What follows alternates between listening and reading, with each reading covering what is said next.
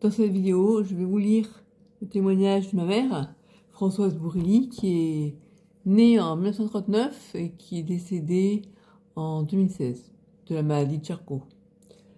Elle a eu une enfance pas facile parce que elle est née donc pendant la guerre. Elle a été laissée à sa grande-tante parce que sa mère était prof de maths à Paris et son père était médecin, chirurgien diabétologue à l'hôpital de la Salpêtrière, au CHU, et à Paris donc.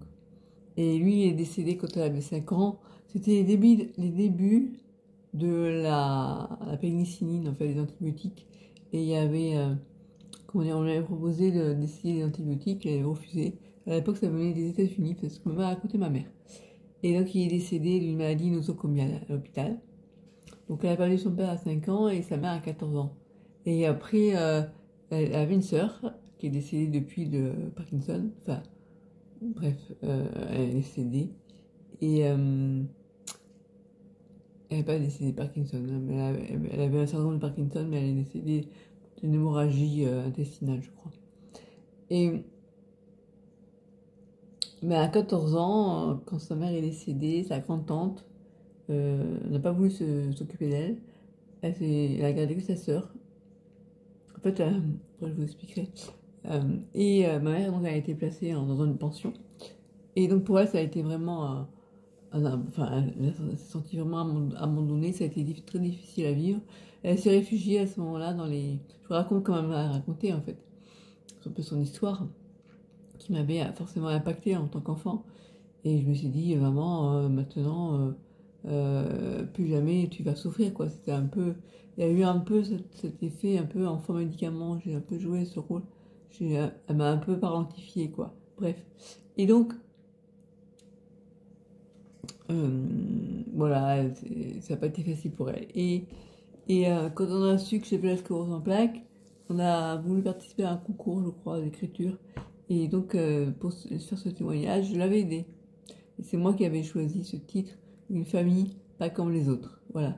Donc, ça fait 4 pages. Donc, je ne suis pas sûre de vous les lire toutes maintenant, mais je vais commencer. Maman, est-ce que tu peux aller me chercher du pain? Donc déjà, quand on a fait ce témoignage, on devait être en 2011, quelque chose comme ça. Non, un peu plus tôt. 2009, ouais, 2009, je pense. Maman, est-ce que tu peux aller me chercher du pain? Je ne peux plus bouger. Je ne peux plus sortir de chez moi. Nous sommes en mai 1995 quand Christelle me téléphone. Personne ne sait alors que ma fille est atteinte de sclérose en plaques. Je suis la seule à apercevoir et à reconnaître sa profonde souffrance, malgré l'opposition de ses 2 frères qui pensent qu'elle simule. Totalement impuissante, et face à l'incompréhension de tous, je ne peux que pleurer. Mes sanglots finissent par les alerter, mais c'est toute seule que j'apprends qu'elle souffre de dépression et de phobie sociale. La psychiatre que je consulte me propose de la placer dans un centre qui vient d'ouvrir depuis peu et qui est spécialisé pour les personnes anorexiques, comme ma fille qui a perdu 10 kilos en moins de 6 mois. Alors là, j'étais montée à 59 kilos, mais mon poids d'équilibre était à 55. Et donc là, j'ai perdu 10 kilos, mais surtout perdu 5 kilos, c'était sûr. Et donc je faisais 50 kilos à l'époque. Actuellement, j'en fais 48. Je lui laisse le choix. Elle décide de revenir vivre à la maison avec son père traumatisé crânien et moi. Ma fille de 26 ans me semblait alors si fragile que je n'osais pas toujours lui parler comme j'aurais dû le faire. Et puis, je savais que le grave accident que son père avait eu 5 ans plus tôt avait provoqué un véritable chaos dans la famille. Elle était la seule à être restée à mes côtés pour me soutenir, jusqu'à ce qu'elle me demande de partir vivre dans l'appartement dont nous étions propriétaires et que je louais.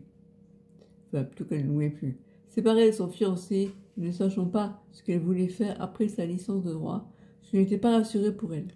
Mais, comme on me reprochait toujours d'être une mère trop maman poule, j'accédais à sa demande, tout en pensant qu'il aurait été plus raisonnable d'avoir attendu la fin de ses études et d'avoir trouvé une activité professionnelle avant de quitter la maison. À cette époque, il était si difficile de lui parler, Elle ne supportait plus rien. Ah bon. Et encore moins de vivre à la maison avec son père, qu'elle a accepté de surveiller pendant mes heures de travail, ce qui m'a permis de reprendre mon activité professionnelle avec l'esprit plus libre. J'en parle dans mon livre que je suis en train d'écrire. Cette période où mon père est revenu vivre à la maison après son accident, bref. Travailler, elle avait déjà essayé. Un stage de 2 mois dans une banque, écourté en 1 mois en prétextant d'avoir des examens à réviser l'été. Un contrat à durée déterminée dans un cabinet d'avocats, puis en tant que secrétaire documentaliste dans un institut de recherche qu'elle n'avait pas voulu renouveler, me confiant avec peine que de travailler toute une journée à l'extérieur l'épuisait. Ne comprenant pas du tout ses choix, je lui avais répondu que si elle s'était accrochée, elle aurait fini par s'y habituer. Oui, la fatigue, c'était compliqué à expliquer. À l'époque, on ne savait pas que c'était lié à la sclérose en plaques, parce que c'était pas encore reconnu. Et donc, elle m'a dit, mais tu vas t'y faire, c'est normal, voilà. Ma fille a été plongée dans la dépression et la phobie sociale jusqu'en 1999. 4 années pendant lesquelles j'ai vraiment tout accepté d'elle. Alors, à l'époque où j'ai suis tombée en dépression, c'est que j'étais en poussée de troubles cognitifs qu'on n'a pas repérés en tant que tel. Et donc, quand j'étais à la fac de droit, forcément, je n'arrivais pas à prendre mes cours, c'était compliqué. Et ça m'a vraiment plongé dans le désarroi le plus total. Alors, et donc, on m'a diagnostiqué une phobie sociale. La nuit, au lieu de dormir, ça c'est la période, on est en 95, 96, jusqu'en 99. La nuit, au lieu de dormir, elle préférait passer des heures sur Internet. C'était vraiment le début d'Internet, donc je suis une vieille de la vieille, là. Bref. À l'époque où j'étais encore en activité, je me sentais souvent désespérée quand je rentrais à midi pour la voir, à peine émergée de son court sommeil, venir prendre son petit déjeuner. Mais dans l'état dans lequel elle était, j'avais compris que je n'avais pas d'autre choix que de faire preuve d'une grande patience à son égard. Elle traversait une période très difficile où j'étais la seule personne en qui elle avait confiance. On s'engueulait souvent pour des choses sans importance, mais je ressentais son profond mal de vivre. Alors, tant pis si son seul refuge était de naviguer sur la toile, car au moins là, elle trouvait moyen de s'exprimer. Elle y allait pour échanger avec d'autres internautes sur des forums de discussion sur lesquels elle osait se confier, en particulier sur la phobie sociale qui lui est tombée dessus après un rapide épisode de troubles de la mémoire et de la concentration qui lui ont fait interrompre ses études. Tant pis aussi si nous devions, son père et moi, la laisser prendre ses repas toute seule dans la cuisine. À cette époque, elle ne supportait plus de s'alimenter en présence de quelqu'un. Elle ressentait trop d'angoisse au moment des repas. J'avais vite proposé à son père de la laisser tranquille avec ça. Lui qui adorait tant faire à manger pour toute la famille, ne comprenait pas la relation que je tentais d'établir avec ma fille. Il fallait d'abord qu'elle puisse se sentir en confiance, qu'au moins à la maison elle trouve un espace de tranquillité. En fait, mes troubles alimentaires, c'était surtout de l'angoisse. Bref, mais il faudra lire mon livre pour comprendre pourquoi. En parallèle à Internet, il y avait aussi sa passion pour l'élevage de chats persans, qu'elle nous avait imposé en rentrant à la maison avec un couple de chats persans. Amoureuse comme elle des animaux, elle n'avait pas eu beaucoup à insister pour que je me laisse attendrir par ces charmantes petites boules de poils. C'est ainsi que pendant 12 ans, je me suis investie à ses côtés et pour satisfaire à sa passion du beau persan au chocolat ou lilas, j'ai même été jusqu'à l'accompagner dans différentes expositions félines et jusqu'à l'aider financièrement pour faire l'acquisition de son premier persan chocolat à disposition, importé tout droit du Canada. Ça a été des bons moments quand même. Bon, il y a eu des moments difficiles, mais ça a été des bons moments. Enfin, ma mère, elle s'est vraiment adorée à s'occuper des petits chatons. La partie vente, c'était moi qui m'en occupais. Les expos, elle venait avec moi, mais bon, c'est pas trop sa passion. Moi, j'y allais parce que j'aimais bien, en fait, montrer mes chatons. Et puis, en même temps, ça me permettait de discuter avec les gens, expliquer ma passion, partager ma passion, en fait. Je l'ai vu reprendre petit à petit. Et quand elle m'a annoncé vouloir reprendre ses études, j'étais vraiment très heureuse. On était en 2001. Je pensais que ma fille était enfin sortie du gouffre et qu'elle allait pouvoir avoir une vie comme tout le monde, qu'elle allait pouvoir avoir une vie comme toutes les autres femmes de son âge, avoir un travail, se marier et avoir des enfants. Ah, loupé maman. Une fois sa maîtrise de droit en poche, Christelle est partie sur Aix-en-Provence pour préparer un Master 2 portant sur une matière qui la passionnait, le droit des professions et des activités artistiques.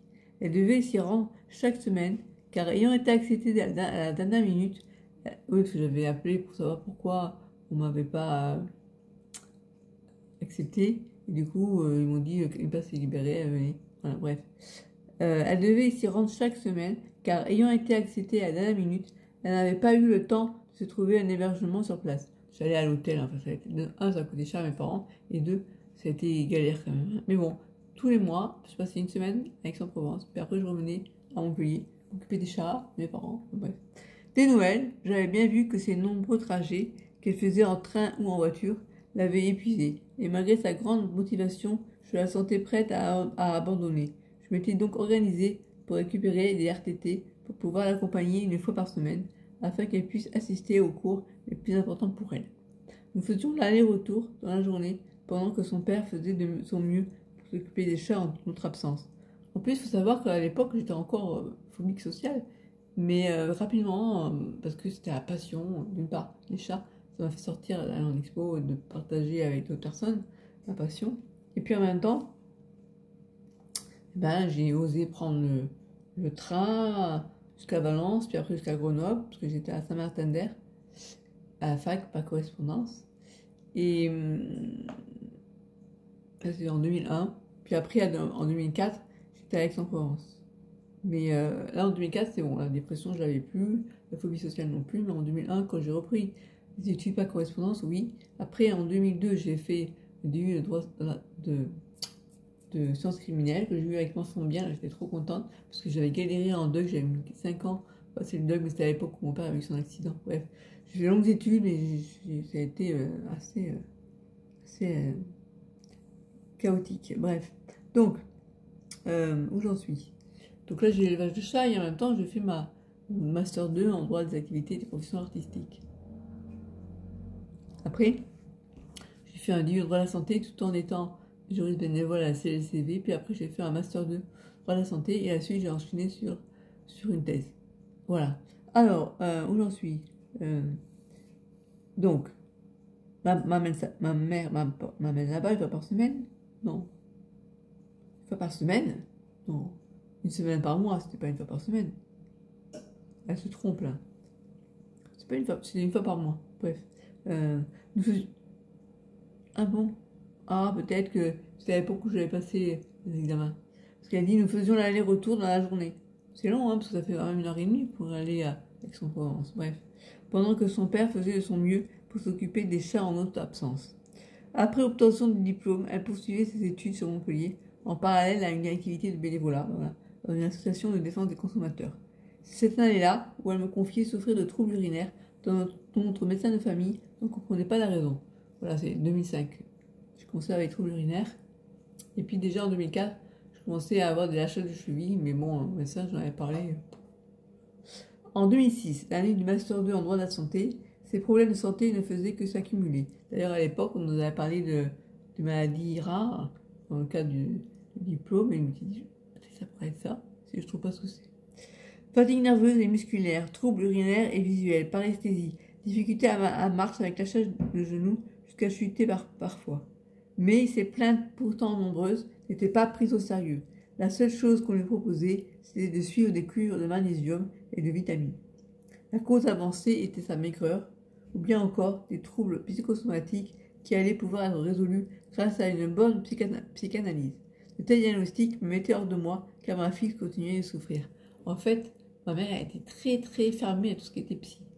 Et elle disait, non, attends, les médecins ils te disent que ce que tu as, c'est tout à la tête, c'est psychosomatique, et que ça va résoudre ce problème va être résolu en allant voir un psy. Et puis alors, quand j'allais voir des psys, ils me disent, tu vois bien, ça marche pas. Bref, et le summum, c'était quand un psy m'avait demandé de dire, bon alors, le fait d'avoir du mal à marcher, ça vous évoque quoi? Racontez-moi votre enfance. Voilà, donc ça met ça en boule et ça comprend de mon côté. Bref, alors, bien décidé à aller aux urgences si l'énième consultation médicale ne donnait pas de résultat, ma fille est finalement rentrée à la maison en m'annonçant qu'elle devait consulter un neurologue de toute urgence. Ses troubles neurologiques venaient enfin d'être reconnus. Ça, c'était en 2007. en juin 2007 et le 20 juillet 2007, le neurologue, après m'avoir vu fin juin, il m'avait eu en me disant allez faire 2 IRM, une radio du thorax, on avait pris de sang aussi. Et voilà, le 20 juillet 2007, on apprend qu'elle souffre de sclérose en plaques. Sur le moment, l'annonce du diagnostic a été vécue comme un soulagement, celui de savoir enfin ce dont elle souffrait, après toutes ces années d'incompréhension et d'errance médicale. Après, c'était le choc, le coup de massue sur la tête, une maladie auto-immune dégénérative dont on ne connaît pas les causes et qui se soigne au moyen d'injections à prendre sur le long terme, parce que je prends la Copaxone, pour espérer pouvoir enrayer les crises et reculer l'apparition d'un handicap. Au tout début, il n'y avait que 2 traitements, il y avait interféron et la Copaxone. Bon. Je ne voulais plus voir l'avenir de ma fille comme avant et je tentais de gérer au mieux ma douleur et surtout de la lui cacher afin de ne pas l'ajouter à sa propre souffrance. C'est vrai que quand j'avais lu son témoignage, parce que je l'avais dit en plus à écrire, ça m'avait fait mal quand même. Enfin, j'avais réalisé à quel point ça avait été dur pour elle en fait. Pour lui témoigner de tout mon soutien, mais aussi souvent parce qu'elle avait besoin de moi pour la conduire aux différentes consultations médicales, en raison de ses névrites optiques à répétition. Au début, c'était commencé par les névrites optiques. Je l'accompagnais le plus souvent possible. Je me souviens du jour, alors c'était, oui, où elle est sortie du cabinet de l'ophtalmologue qui venait de lui faire passer un examen des potentiels débloqués visuels qui confirmait ses troubles visuels d'origine neurologique. Parce que là, ça avait l'air, en fait, nous a montré que ça faisait depuis que j'avais eu déjà différents épisodes d'attaque au niveau des nerfs optiques. Elle était en pleurs, paniquée à l'idée qu'un jour, elle devienne aveugle et ne puisse plus jamais conduire. Je mets une pause parce qu'il faut que je sorte mon cocolet. Voilà, je reprends. Donc, elle disait, je suis admirative de son courage, du combat qu'elle mène contre la maladie. Bien sûr que nous ne sommes pas rassurés pour son avenir, et il lui arrive de redouter que sa maladie se mette un jour à dégénérer rapidement. À l'époque, j'étais en rémitante et je marchais encore bien, ça ne se voyait pas en fait. En dehors des périodes de poussée, ça ne se voyait pas et c'est pour ça que j'ai mis tant de temps à faire comprendre au médecin que j'avais vraiment quelque chose. Finalement, on tente de se convaincre que rien ne change par rapport à avant, à la différence que maintenant, ces troubles portent un nom. Le plus difficile, c'est lorsqu'elle passe d'une longue période où elle ne se sent bien, ce qui lui laisse espérer que sa maladie va la laisser tranquille, à une soudaine poussée qui l'oblige à être hospitalisée pour y recevoir 3 jours de bolus de cortisone. C'est vrai, je m'en souviens plus, mais les poussées, je vivais mal ça. Parce que, voilà, c'est vrai, tout d'un coup, paf, ça tombe dessus, c'est exactement ça. Et la première chose à laquelle j'ai pensé, quand on m'a appris, enfin, plutôt on m'a confirmé qu'effectivement, j'ai passé en seconde amant progressive en 2004, je crois, ouais, 2004, c'est de me dire j'aurais plus de poussée. Mais plus de poussée, ça veut dire aussi plus de rémission.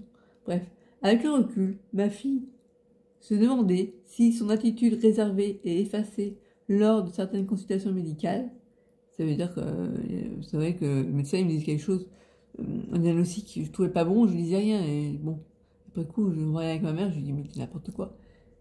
Et à un moment donné, je me posais la question, est-ce que j'aurais pas dû taper du poing sur la table en disant mais écoutez, docteur, je crois que vous vous trompez, je pense que j'ai vraiment quelque chose et je n'osais pas le faire. Donc voilà. Donc elle me disait que je me demandais si mon attitude réservée et effacée lors de certaines consultations médicales n'avait pas été déterminante dans ce si long retard de diagnostic de sa maladie. Elle, qui s'est révélée être une jeune femme dotée d'une personnalité affirmée, pouvait vite devenir une petite fille qui n'ose pas parler quand elle se retrouvait face au médecin.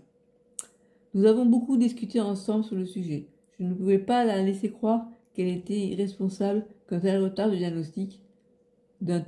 diagnostic. Pour moi, ce sont les médecins qui, l'ayant si rapidement catalogué à tort, n'ont pas permis l'établissement du bon diagnostic, et certainement pas ma fille qui a beaucoup souffert durant ces 26 années d'errance médicale. En fait, qu'est-ce que je voulais dire oui, voilà, c'est ça. On disait, voilà, je me souviens d'un neurologue qui avait dit, non, avec profil phobique. On ne voulait pas que c'était la ponction lobaire. J'ai pas eu besoin de la ponction lobaire pour prouver que j'avais une sclérose en plaques. Et voilà, et il me cataloguait. Bref, passons. Les propos qui m'ont le plus indigné ont été tenus par écrit dans une lettre d'excuse qui a été adressée à ma fille par un médecin généraliste qu'elle avait menacé de poursuites devant le Conseil de l'ordre des médecins. Il tentait de se justifier en avançant qu'il n'avait pas été le seul à ne pas avoir trouvé. En fait, c'était un médecin qui m'avait dit des conneries, mais bon, c'est pas juste qu'il n'avait pas trouvé ce que j'avais, c'est qu'il m'avait dit des conneries vraiment graves, quoi. Et du coup, j'avais envoyé une lettre au groupe pour lequel il travaillait, et j'ai arrêté avant le Conseil de l'ordre en disant, il risque quand même des emmerdes, parce qu'il avait fait n'importe quoi. Et bref, il y avait des remèdes un peu bizarres, voilà. Et oui, il m'avait écrit, en fait, j'avais dit, oh, bon, ok, je laisse tomber mon action si vous me faites des excuses. Mais alors, dans sa lettre, il faisait des excuses, mais en même temps, il disait qu'il n'avait pas été le seul à pas avoir trouvé la cause en place pour se dédouaner, quoi. Au lieu de se mettre à ma place, ses excuses n'étaient pas vraiment sincères, quoi. Après avoir abandonné sa coupe cheveux longs, qu'elle portait là, j'avais les cheveux longs jusqu'à la taille, depuis des années, afin de changer son image pour la faire correspondre à la femme qu'elle. Oui, je me suis dit, bon, bah, changer mon look, hein, parce que apparemment, on voit pas comme je suis. Qu'elle était devenue, elle a osé prendre son appareil photo numérique pour se mettre à concevoir des petits films qu'elle diffuse sur son site internet. Passionnée depuis toujours par l'audiovisuel et ressentant le besoin d'exprimer ce qu'elle avait vécu, pouvoir rejouer des consultations médicales souvent mal vécues avait comme un effet catharsis sur elle. Cela lui permettait de laisser s'exprimer ses émotions. Voilà les origines de ma participation sur YouTube.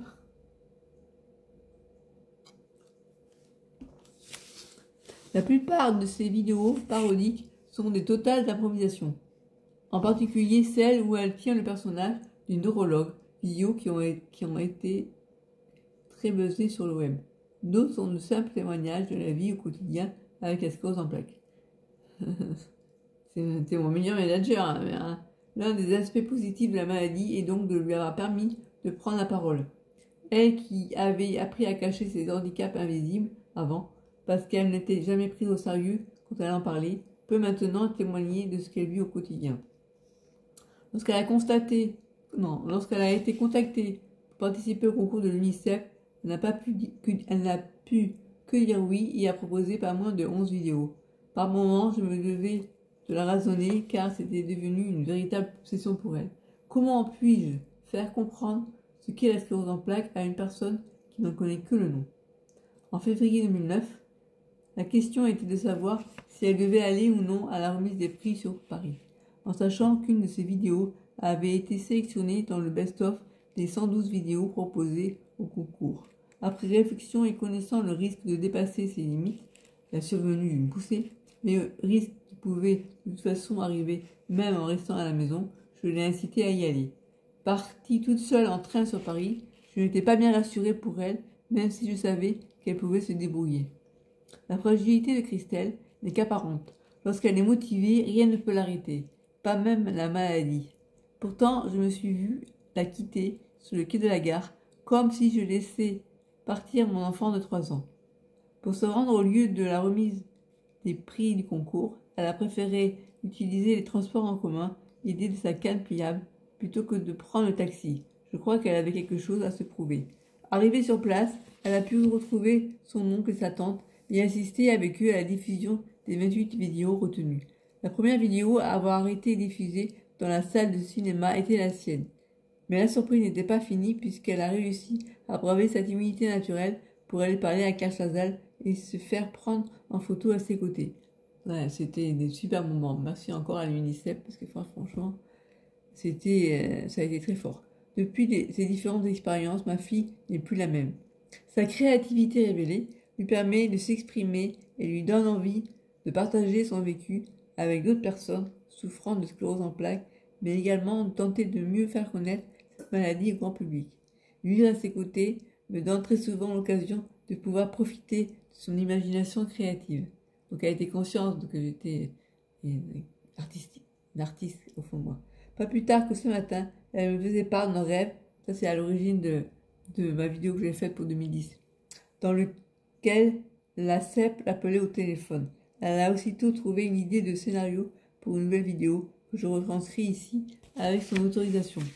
Je vais finir parce que bon après il faut aller manger mais là j'ai fini. Allô, c'est la sclérose en plaques? J'ai appris que vous aviez retourné votre fauteuil. en location. Bah oui, je n'en avais plus besoin. Ça va mieux maintenant. Mauvais calcul. Moi, je sentirais bien venir une poussée. Ça fait quand même 6 mois depuis la dernière. Vous m'appelez exprès pour ça? Oh, des fois, ça ne fait pas de mal de vous rappeler que je suis là. Vous auriez tendance à vouloir l'oublier. Souvent, il y a comme une colère en moi, mêlée à de la culpabilité. Pourquoi elle? Et si nous avons pu le savoir dès le début de la maladie, c'est-à-dire 26 ans plus tôt, l'aurions-nous encouragée à faire de longues études? Elle aurait pu se marier, avoir des enfants, vraiment, s'il te plaît. Trouver un travail adapté à ses problèmes de santé. L'annonce de la maladie à 38 ans arrive bien trop tard.